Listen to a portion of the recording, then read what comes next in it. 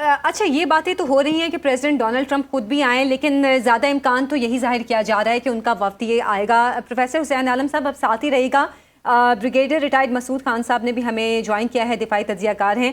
Brigadier صاحب، دو situations ہیں، ایک طرف اسٹریٹ آف ہرمز کو بلاک کیا جا رہا ہے اور دوسری طرف امریکی صدر نے ایک دم سے پھر سے بیان دیا کہ اگلے 2 روز میں مذاکرات کے لیے وفد پھر جا سکتا ہے۔ کیا لگ رہا ہے آپ کو امریکہ کس طرف ایکچولی بیٹھنا چاہ رہے ہیں؟ یہ اونٹ کس کروٹ بیٹھے گا؟ جی ہاں، دیکھیں بالکل ایسا ہی ہے، بلکہ میں بھی کسی چینل میں بیٹھا تھا تو میں یہی کہہ رہا تھا کہ یہ جو اسٹریٹ آف ہارمز میں نیول بلاکیڈ کے جو ایفرٹ تھی، اس پوسچرنگ کی، انہوں نے ایک میسیجنگ دینے کی کوشش کی تھی۔ ایران کو بھی میسیج تھا، چائنا کو بھی میسیج تھا، as a sort of a pressure tactics تھی، اور یہ وہ پریشر اس لیے بھی تھی جب ٹیبل پہ بیٹھے تو مزید کنسیشن لیں۔ So that was the only thing. اور باقی آپ نے دیکھا ہوگا کچھ جہاز آج جیسے شپس وہاں سے گزرے ہیں، چائنا کا جہاز وہاں سے گزرا تھا، کچھ اور بھی جہاز وہاں سے نکلے ہیں۔ سو وہ افیکٹو ایز سچ نیول بلاکیڈ جو صحیح معنوں میں جو ہو سکتا تھا وہ نہیں کیا تھا، کیونکہ اس کے لیے یونٹ ایئر کرافٹ کیریئر بھی چاہیے، آپ کو فریگیٹ بھی چاہیے، ڈسٹرائر بھی چاہیے، تو بہت سارے لوازمات تھے، تو وہ ایسا نہیں تھا، لیکن ایک سمبولک تھا، پریشر کیا تھا کہ ہم یہ کر سکتے ہیں، وی ہیو دی کیپیبلٹی، لیکن ایک پریشر تھا۔ تو میرا خیال یہ کہ ایکچولی ہو سکتا کہ دیکھیں کہ اسٹریٹ آف ہارمز بہت سیریس قسم کا ایشو ہے ایز فار ایز، کیونکہ اس میں اسٹیک ہولڈرز بہت شامل ہیں، GCC کنٹریز اس میں شامل ہے، ایران کا اپنا اسٹیک اس میں بہت شامل ہے، اور اسی طرح ایشین کنٹریز جو ہیں وہ ڈیپینڈنٹ ہے اس میں۔ ایران کا 90% جو آئل ہے یہیں سے آتا ہے، 70% ایران کی جو امپورٹس ہے وہ یہیں سے آتی ہیں، اور پھر آپ دیکھیں کہ 20% ورلڈ آئل یہاں سے جاتا ہے، اس فرٹیلائزر یہاں سے ہے ہے، اور اس کے علاوہ سفر ہے، بہت ساری چیزیں ہیں۔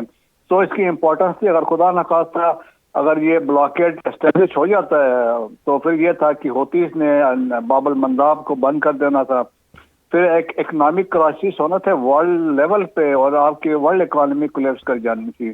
تو دیٹ از دا تھریٹ میرے خیال میں ریئلائز کیا ہے امریکہ نے میں، تو دیٹس وائی لائکلی ہے دیر ول بی اے میکینزم جو we should be acceptable to all parties, جس میں عرب GCC کو بھی ایکسیپٹیبل ہو، ایران کو بھی ہو، اور انٹرنیشنل کمیونٹی کو بھی ہو، اور ہو سکتا ہے کیونکہ پیچھے بات چیت میں رپورٹڈلی ویسٹرن میڈیا کے مطابق امریکہ نے سجیسٹ کیا تھا کہ ایک انٹرنیشنل پولیس یا فورس ہو جو اس کو مینیج کرے، جس پہ ایران ایگری نہیں کر رہا تھا، بٹ اسٹل ہم توقع کرتے ہیں کہ ایسا میکینزم ان پلیس ہو which is acceptable to all parties.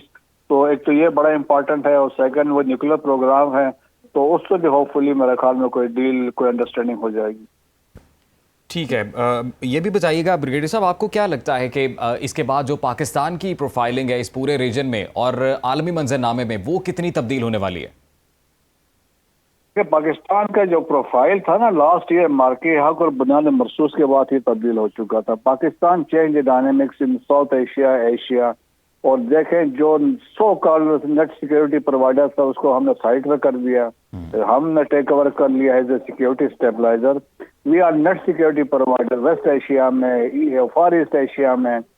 سعودی عرب کے ساتھ ہمارا ایک ڈیفنس ایگریمنٹ ہے، لیبیا کے ساتھ آپ کی ڈیل ہونے جا رہی ہے، قطر کا ورلڈ کپ آپ نے کرایا ہے، سیکیورٹی ہم نے دی تھی، تو ہم تو نیٹ سیکیورٹی پرووائڈر بھی ہے، تو پاکستان ایک کریڈیبل اب میڈییٹر بھی ابھر آیا ہے۔ بریگیڈیئر صاحب اب ساتھ رہے گا ساجد تارڑ صاحب نے ہمیں جوائن کیا ہے، امریکی صدر کے مشیر بھی رہ چکے ہیں اور کافی اہم سیاسی ذمہ داریاں بھی وہ نبھا رہے ہیں۔ ساجد صاحب بہت شکریہ آپ کے وقت کا۔ امریکی صدر کے پاکستان آنے کی خبریں ہیں، کیا واقعی وہ خود آئیں گے یا پہلے کی طرح وفد آئے گا ان کا؟ دیکھیں اس وقت کئی چیزیں یہاں پہ اس وقت زیر بحث ہیں واشنگٹن DC میں، یا پریزیڈنٹ صاحب خود آنے کے بارے میں سوچ رہے ہیں یا مارکو روبیو کو ایڈ کریں گے اس ڈیلیگیشن میں۔ آج صبح ہی انہوں نے ڈیسائیڈ کیا ہے اسلام آباد کے بارے میں، پہلے جنیوا اور استنبول کے بارے میں بھی سوچا جا رہا تھا۔ تو میرے خیال میں یہ تھرسڈے سے لے کر سنڈے تک بہت امپورٹنٹ پیریڈ ہے، اور کئی فیصلے ہوں گے۔ ڈونلڈ ٹرمپ صاحب زیادہ تر چیزوں کو سیکرٹ رکھتے ہیں، ڈسکلوز نہیں کرتے from secrecy point of view, لیکن ریپبلکن حلقے مسلسل مشورہ دے رہے ہیں کہ آپ جائیں اور واپسی پہ آپ کا ایک بڑا اچھا استقبال کیا جائے اور اس کو گلوریفائی کیا جائے چیزوں کو جس طریقے سے پاسبل ہے۔ تو मैं खुद अभी तक बड़ा होपफुल हूँ जिस जी। तरह मैं व्हाइट हाउस के आसपास सुन रहा हूँ कि चैटर लोग बातें कर रहे हैं कि देयर आर स्ट्रॉन्ग चांसेस कि डोनाल्ड ट्रंप साहब इस्लामाबाद ट्रैवल करें।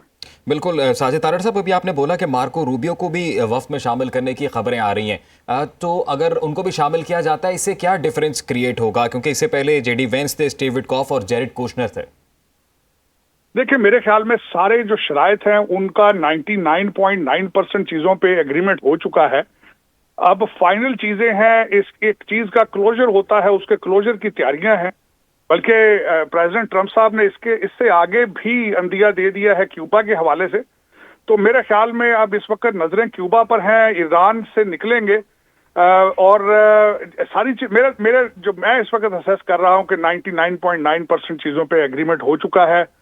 अब हमें दुआ करनी चाहिए कि एक तो पाकिस्तान में ये स्टेज सजे, ये सेहरा जो है तीसरी वर्ल्ड वार को रोकने का पाकिस्तान को इसके सर पे सजे, और दूसरा पाकिस्तान एक रीजनल पावर बन के उभरे। आज भी उन्होंने फील्ड मार्शल सैयद आसिम मुनीर साहब की तारीफें की हैं, रिमार्केबल। ये 11 महीने के अंदर हमारे फील्ड मार्शल साहब का दूसरा मास्टर स्ट्रोक है बुनियानुल मरसूस के बाद।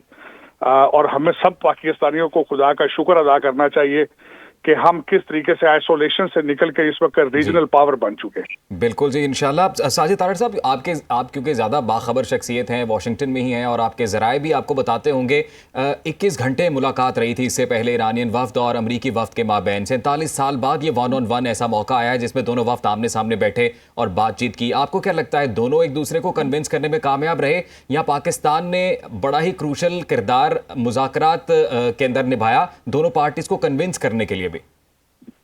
देखिए इस मुलाकात जो 21 घंटे की थी, इसमें कई उतार चढ़ाव आए हैं, लेकिन हमारे फील्ड मार्शल साहब ने जब भी कोई हीटेड आर्गुमेंट हुआ उन्होंने चाय की ब्रेक ऑफर की, दोनों जो शुरका थे उनको समझाने की कोशिश की। तो मैं ये समझता हूँ ये सेरा सारा हमारे फील्ड मार्शल साहब और हमारे प्राइम मिनिस्टर और हमारे फॉरेन मिनिस्टर साहब के सर पे जाता है, जिनकी अनथक कोशिशें थी। मेरे ख्याल में जितनी कोशिश पाकिस्तान ने की और बिलखसूस हमारे फील्ड मार्शल साहब ने जिस तरीके से सऊदी अरेबिया और दूसरे गल्फ कंट्रीज को इस जंग में छलांग ना लगाने का मशवरा दिया, मैं समझता हूँ सबसे बड़ी बात वो। और उसके बाद रियाज, तेहरान, वाशिंगटन डीसी और बीजिंग को इकट्ठा किया।